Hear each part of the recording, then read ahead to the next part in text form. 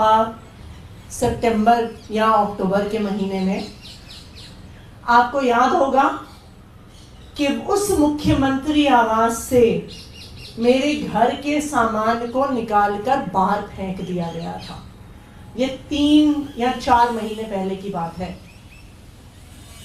कल शाम को फिर से 3 महीने में दूसरी बार केंद्र सरकार के आदेश पर पीडब्ल्यूडी के अफसरों द्वारा मुझे एक चिट्ठी भेजी गई 6 फ्लैग स्टाफ रोड के अलॉटमेंट को कैंसिल करते हुए उस घर को मुझसे छीनते हुए।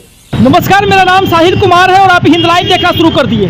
जी हाँ, आपको बता दें कि दिल्ली के मुख्यमंत्री आतिशी मारलेना ने इस बात का खुलासा किया है कि केंद्र सरकार के द्वारा जो है पीडब्ल्यूडी ऑफिसर्स को इस बात की सूचना दी गई कि आप जो है चिट्ठी लिखकर इस बात को बताइए कि मुख्यमंत्री का आवाज़ जो है अब मुख्यमंत्री का नहीं रहा उनका, जहां उनसे आवाज़ छीन लिया गया। जहां बाकायदा दिल्ली के मुख्यमंत्री आतिशी मारलेना ने इस बात का बयान दिया है कि हमारा जो है आवाज़ छीनवाया गया है बीजेपी सरकार के द्वारा, एनडीए के सरकार के द्वारा, और हम दिल्ली के लोगों के जो है दिलों में रह लेंगे, कहीं भी रह लेंगे सेवा करने के लिए। हमें आवास या घर की जरूरत नहीं है। और बाकायदा मोदी जी को जो है एक ऑफर भी दिया है। जरा क्या है ऑफर और क्या कुछ कहा है आतिशी ने, पहले आपको वीडियो। फ्लैग स्टाफ रोड जो दिल्ली का मुख्यमंत्री आवास है, जो मुझे अलॉट किया गया था सितंबर या अक्टूबर के महीने में।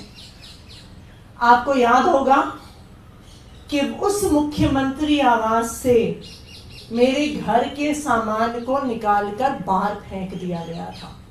ये 3 या 4 महीने पहले की बात है।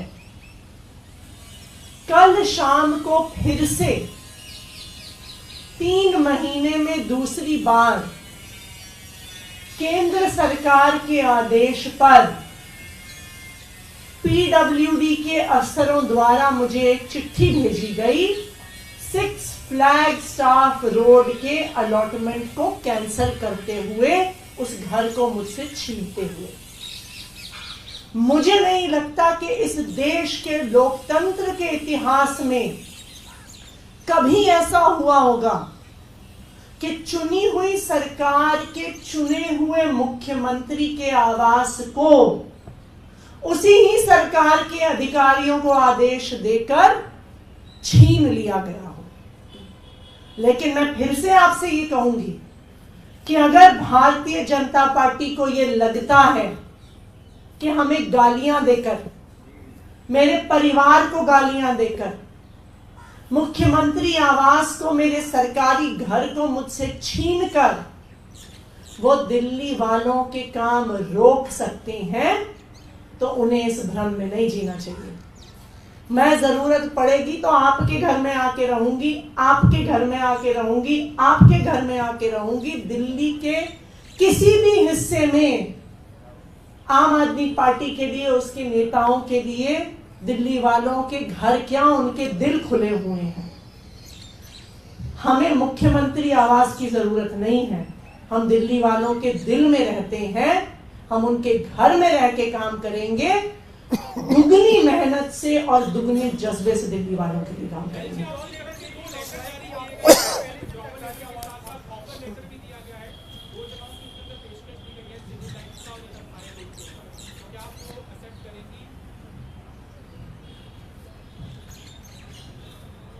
मैं ऐसी ही चिट्ठी भेज देती हूँ प्रधानमंत्री जी के पास कि वो प्रधानमंत्री आवास छोड़ दें।